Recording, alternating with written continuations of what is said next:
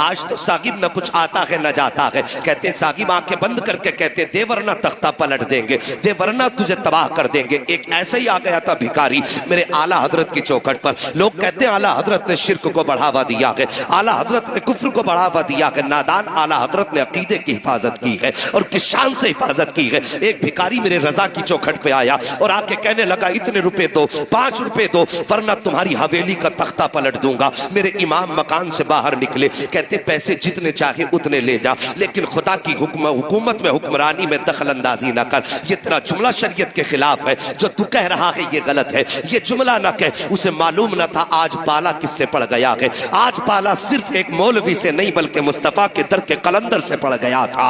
आप फरमाते हैं ये जुमला ना कह, बल्कि जितने चाहे पैसे ले ले। उसने कहा पैसे 10 देता है तो दे, वरना हवेली पलट दूंगा। माँ ने अंदर से आवाज दी, ये बेटे भिखारियों के मुंह नहीं लगा करते हैं, फकीरों के मुंह नहीं लगा करते हैं। ये बेटे जितने मांगता है उतने दे दे। आप फरमाते हैं माँ इसका मुस्तफा की शरीयत के खिलाफ है। अहमद रजा देने को हवेली दे देगा, लेकिन नबी की शरीयत के खिलाफ अगर कोई एक भी जुमला बोलेगा अहमद रजा उसे गवारा नहीं कर सकता है। अभी ये बातें हो रही थी कि सरकार मुफ्ती आजम हिंद के बचपन का जमाना था। आप छत के ऊपर टहल रहे थे, अचानक पैर फिसला, सर के बल जमीन पे गिर जाते हैं। आपकी वालिदा की चीख निकल जाती है। माँ कहती है अहमद रजा मैंने तुमसे कहा था बेटे फकीरों से उलझा नहीं करते, देखो तुम्हारा बेटा छत से गिर गया है। इतना सुनना था। मेरे इमाम कहते हैं ए माँ ये तो एक मुस्तफा रजा है, अगर मुस्तफा की शरीयत के लिए 1000 मुस्तफा रजा हो तो सबको कुर्बान कर दूंगा, लेकिन शरीयत का सौदा नहीं कर सकता हूँ। इतना कहना था।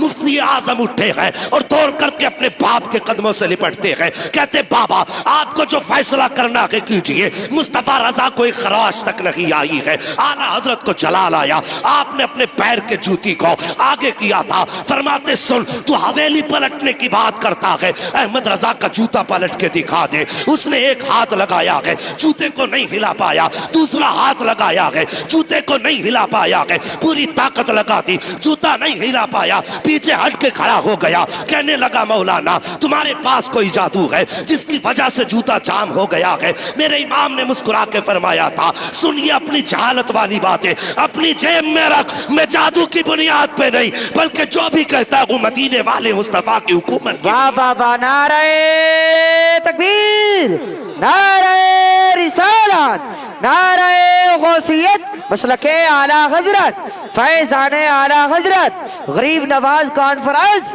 अल्लामा मुफ्ती हम्माद साहिब किबला, सरजमीने राजा का मझोला जिंदाबाद जिंदाबाद। सुभान अल्लाह सुभान अल्लाह। साहिबो हमारे रजा ने तो हमारे फिक्र की हिफाजत की है और तुम कैसे कहते हो इन्होंने शिर्क को बढ़ावा दिया है। उन्होंने तो हमारी फिक्र तक को बहकने ना दिया। उन्होंने तो हमें सिखाया है कि खुदा परस्ती क्या है, अल्लाह की इबादत क्या और उसकी बंदगी क्या है। साहिब तो आज आ जाते हैं हमारे मोहल्लों में आके कहते हैं साहब मुझ पे इतने हैं, मुझ पे इतने मैं यूं कर दूंगा। और मेरी भोली भाली मुस्तफ़ा की उम्मत, मैं तुमसे एक बात कहूं कभी किसी के झांसे में ना आया करो। होता वही है जो रब चाहता है। मानेंगे इस बात को? होता वही है जो रब चाहता है, लेकिन उसे मनाने के अंदाज अलग होते हैं। मनाने के अंदाज अलग होते हैं। एक बुजुर्ग थे तो जिस बस्ती में वो रहा करते थे वो बस्ती नदी के किनारे थी। नदी के किनारे बस्ती, अचानक उस बस्ती की नदी में आया पानी बहुत तेज और थोड़ा थोड़ा पानी रिसने लगा। रिसते रिसते पानी जगह बनाने लगा। गांव वाले डर गए, दौड़े दौड़े हजरत के पास गए, हजरत दुआ कर दीजिए, अगर पानी कट गया तो गांव बह जाएगा। आपने अपनी लाठी उठाई और वहीं गए जहां पे पानी कट रहा था। और जाने के बाद करना क्या था? कटते हुए पानी पे मिट्टी रखनी थी या हाथ लगा के रोकना था। लेकिन बस दीवानों की नजरों को जहां देख रहा है, दीवाना खुदा जाने कहां देख रहा है। और दीवाने को तहकीर से दीवाना ना कहो, दीवाना भी कुछ सोच के दीवाना बना। हाँ, करना क्या था कि पानी बंद करना था। लेकिन साहिब किया क्या इन्होंने? जाकर के जहां पानी खुल रहा था और रास्ता बनाना शुरू कर दिया। हमारी कौम भी बड़ी अजीब है, एकदम सर पे बैठाती है, एकदम फेंक दिया करती है। न तहकीक की फुर्सत न जानकारी की।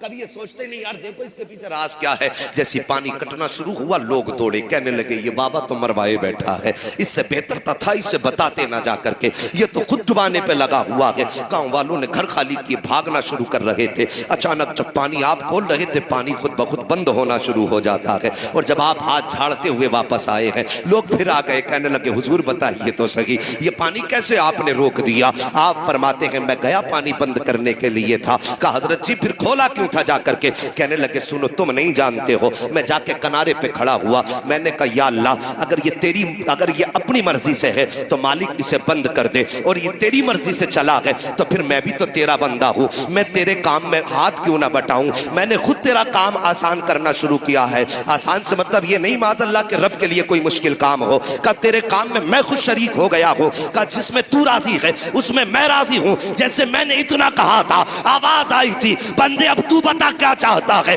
मैंने कहा मालिक पानी बंद कर दे, का इतना कहना था दरिया ने अपना रुख ले लिया है। ये मुस्तफा के उम्मत के अदाओं वलियों की अदाएं होती है, और ये अदाएं कब बनती है जब मुस्तफा की उम्मत को अपनी रजा को खुदा की रजा में ढालना होता है। तभी तो डॉक्टर इकबाल ने कहा था कि खुदी को कर बुलंद इतना कि हर तकदीर से पहले खुदा बंदे से खुद पूछे बता तेरी रजा। बाबा नारे तकबीर, नारे रिसालत, नारे गौसियत, मसलके आला हजरत, फैजाने आला हजरत, गरीब नवाज कॉन्फ्रेंस, अल्लामा मुफ्ती हम्माद साहिब किबला, सरजमीन राजा का मझोला, जिंदाबाद जिंदाबाद, सुभान अल्लाह सुभान अल्लाह। बात समझ में आ गई।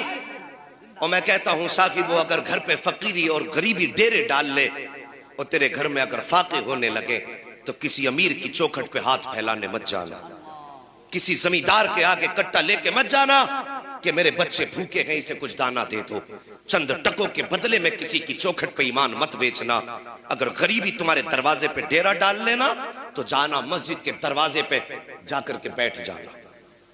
तवज्जो है, मस्जिद के दरवाजे पे जाके बैठ जाना और अल्लाह की रजा के लिए जो नमाज पढ़ने आए हैं अपने कपड़े से उनके जूते साफ करना, और ये सोच के करना कि मैं उन लोगों के जूते साफ कर रहा हूं जो मेरे रब की बारगाह में सजदा करने आए हैं। खुदा की कसम मुसीबतें कितनी भी बड़ी हो और ये 40 दिन अमल करके देखना, और फिर अल्लाह की रहमतें अगर तेरे घर पे डेरा ना जमा ले तो फिर आके गरेबान पकड़ ले। हमें तो उससे लेना ही नहीं आया, हमें उससे मांगना ही नहीं आया, हमने उसे राजी करने का कभी सोचा भी नहीं। अल्लाह अकबर, तुम्हारे दरवाजे पर अगर ऐसा कोई ढोंगी आ जाए कि मेरे हिस्से में इतने, मेरे कब्जे में इतने हैं, तो कभी उसके झांसे में मत आना। समझ रहे मेरी बात? उसके झांसे में मत आना। कोई बीमारी होती है डायरेक्ट कहते हैं इसे तो करा दिया है पड़ोसी ने। इन मियाओं ने कौम को आपस में ऐसा लड़ा दिया, भाई को भाई का दुश्मन बना दिया। कहते बहुत बड़ा जादू तुझ पे है, वो बेचारा डर जाता कितना बड़ा जादू है, कराया किसने, कुछ तो बताओगे? कहता कि हाँ कद लंबा है, सेहत अच्छी है, तंदुरुस्तता है और रंग उसका गेहुआ है।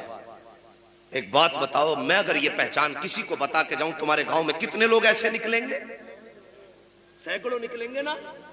तो जब किसी को बीमारी है तो कहता जरा करीब में नजर दौड़ा तो एक आध तो मोहल्ले में निकल ही आएगा। और अक्सर मियां क्या करते हैं, मुझे देख करके मेरे भाई का अंदाजा लगाते हैं। मैं इनके ढोंग बता के जा रहा हूं, मेरी कौम किसी के बहकावे में मत आना। मेरी तकरीर तबे यार को बेचैन करती है, सबब क्या है वही कहता हूं जो दिल पर गुजरती है। सबसे पहले अगर आप जाएंगे तो आपके नक्शे के मुताबिक आपके भाई का नक्शा आपके सामने रखेंगे। आप कहेंगे बिल्कुल सही कहा कि कौन है, कि मैं समझ गया। वहां से ये कह के आएंगे और दिल में गुबार पैदा हो चुकेगा कि मुझे जादू कराने वाला मेरा ही भाई निकला, और यहीं से नफरतें पैदा शुरू हो जाती हैं।